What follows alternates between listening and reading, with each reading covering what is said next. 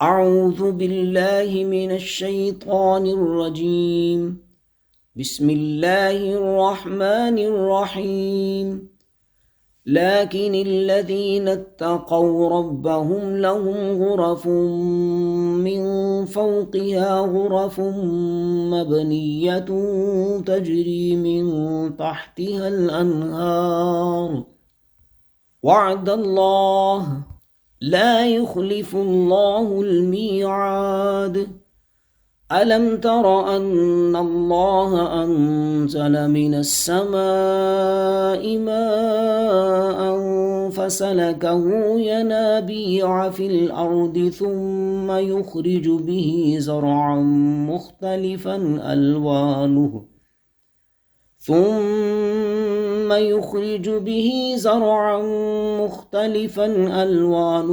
ثم يهيج فتراه مصفرا ثم يجعله حطاما إن في ذلك لذكرى لأولي الألباب صدق اللہ العظیم۔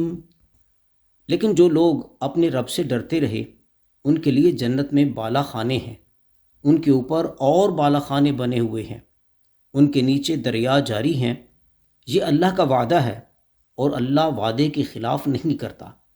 کیا آپ نے نہیں دیکھا کہ اللہ آسمان سے پانی نازل فرماتا ہے، پھر اس سے زمین میں چشمے جاری کرتا ہے، پھر اس سے مختلف قسم کی فصل اگاتا ہے، پھر آپ دیکھتے ہیں کہ وہ فصل پک کر زرد ہو جاتی ہے، پھر وہ اس کو چورا چورا کر دیتا ہے۔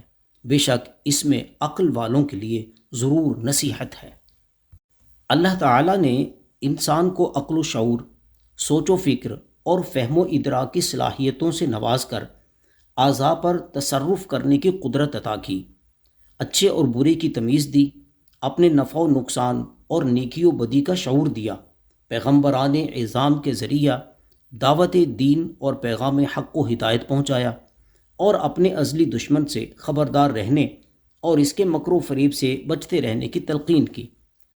جس کے اعمال بد اسے مزین کر کے دکھائے گئے اور اسی دنیاوی زندگی کی رعنائیوں میں وہ محو ہو کر آخرت کو بھول گیا، نبی کے پیغام حق کو سننے سے انکار کیا، شیطان کی پیروی اور ہوس و ہوا کا بندہ بن کر کفر پر اصرار، ضد اور عناد کی وجہ سے نہ صرف قبول حق کا انکاری ہوا بلکہ پوری قوت سے مخالفت پر اتر آیا، اور اسی کو باعث عزت و افتخار سمجھا۔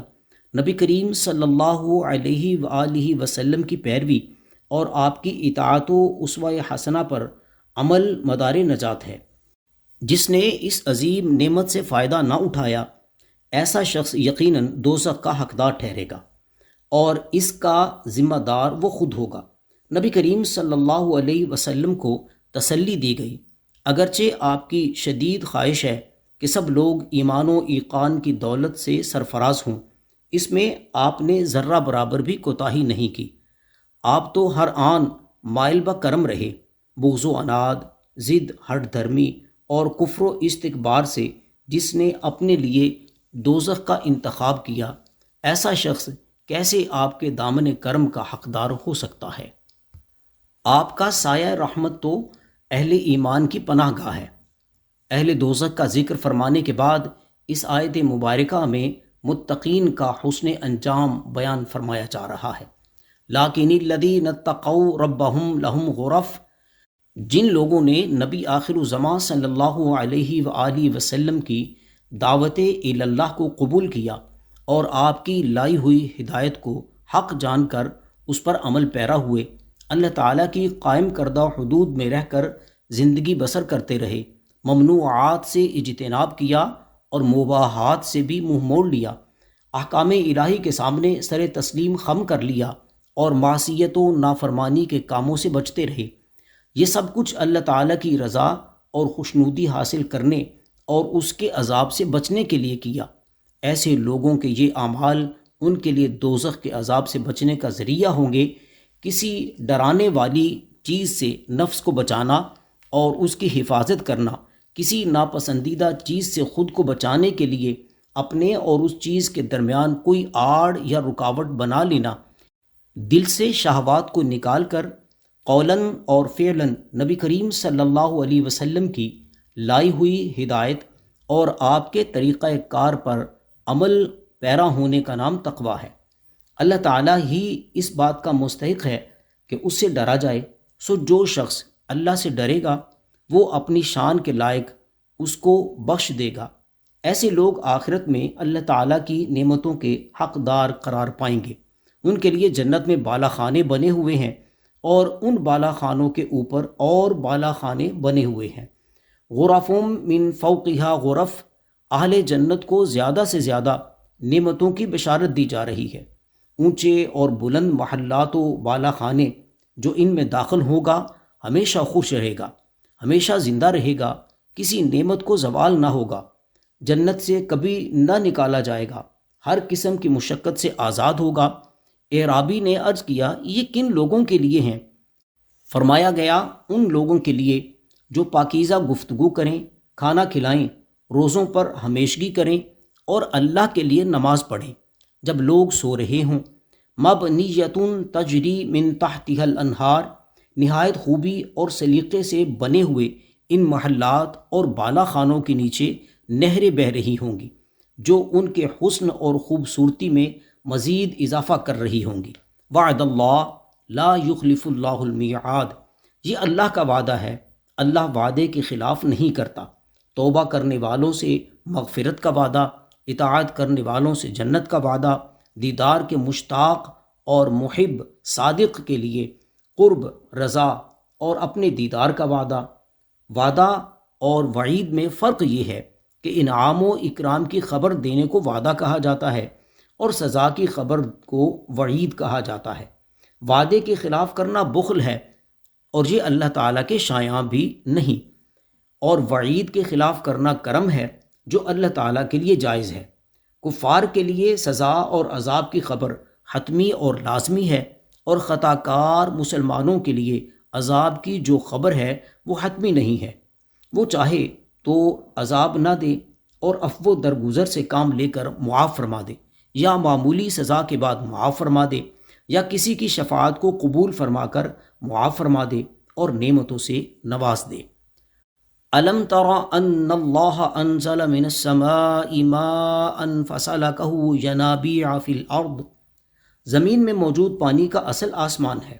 آسمان سے اترنے کے بعد یہ پانی زمین کی تہوں میں چلا جاتا ہے، پھر اسے اللہ تعالیٰ ضرورت کے مطابق جس طرح چاہتا ہے چلاتا ہے، چھوٹے یا بڑے چشموں کی صورت میں باہر نکالتا ہے، جس سے ندی نالے اور دریا بنتے ہیں جو مردہ زمین میں جان ڈال دیتے ہیں۔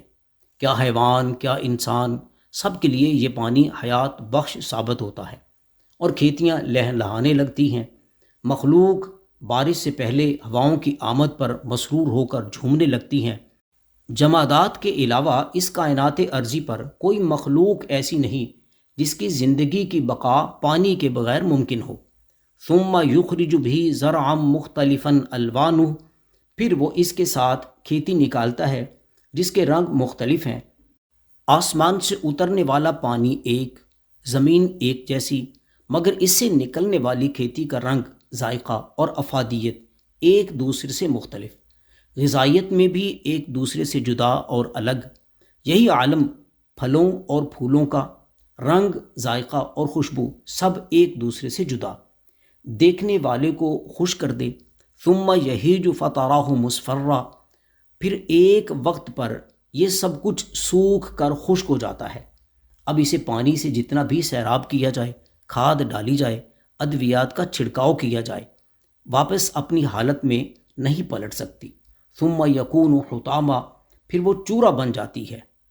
انسان کو خبردار کیا جا رہا ہے کہ اس دنیا کی زیب و زینت عارضی اور چند روزہ ہے، ہر کمال کو زوال ہے، ہر بہار کا انجام خزاں ہے، اور ہر شباب کا انجام ضعیفی اور موت ہے۔ ثم یجعلہ حطاما، پھر اسے چورا چورا اور ریزہ ریزہ بنا دیا جاتا ہے۔ یہی عالم اس دنیا کا ہے، ایک روز اپنی تمام تر رعنائیاں کھو دے گی، زیب و زینت اور حسن و خوبصورتی کو زوال آ جائے گا۔ ان فی ذالک لذکری لأولی الالباب، زمین کی اس پیداوار کا انسان مشاہدہ کرتا رہتا ہے کہ کس طرح بیج سے ایک ننھی سی کونپل نکلتی ہے، پھر وہ سرسبز پودا بن جاتا ہے، پھر اس میں پھول کھلتے ہیں، اس میں غلہ پیدا ہوتا ہے، وقت آنے پر پک کر تیار ہو جاتا ہے، پھر وہ ریزہ ریزہ ہو جاتا ہے۔ اسی طرح انسان کی پیدائش کے مراحل ہیں جن سے گزر کر اس دنیا میں قدم رکھتا ہے۔ وقت کے گزرنے کے ساتھ ساتھ اس کی حیت و حالت میں تبدیلی آ جاتی ہے، یہ خوب پھلتا پھولتا ہے، جب جوانی پر آتا ہے تو علم و ہنر میں کمال حاصل کرتا ہے، گھر والوں اور معاشرے کو اس سے بڑی امیدیں وابستہ ہوتی ہیں، پھر یکا یک موت اس کا کام تمام کر دیتی ہے اور تمام امیدوں کو خاک میں ملا دیتی ہے۔ ایسے معلوم ہوتا ہے کہ لم تغن بالامس، جیسے وہ کل تھا ہی نہیں۔ کچھ مدت بعد وہ ذہنوں سے بھی محو ہو جاتا ہے، اور اگر وہ اپنی عمر پوری بھی کر لے تو جس طرح پکی ہوئی کھیتی کاٹ لی جاتی ہے یا خود بخود ہی چورا ہو کر بکھر جاتی ہے، اسی طرح بڑھاپے کے بعد یہ بھی فنا کی نظر ہو جاتا ہے۔ سو جس طرح یہ زمین اور اس کی پیداوار فانی ہے، اسی طرح انسان بھی فانی ہے۔ بس انسان کو چاہیے کہ وہ اس فانی دنیا کی رعنائیوں سے دل نہ لگائے، اس کے حسن و جمال پر فریفتہ نہ ہو۔ یہ سب دھوکے کا سامان ہے، اسے زوال اور فنا ہے۔ والآخرۃ خیر و ابقا، اور آخرت بہت بہتر اور پائیدار و باقی رہنے والی ہے۔ فنا ہونے والی پر باقی رہنے والی کو ترجیح دے اور اسی کے لیے کوشش و سعی کرے۔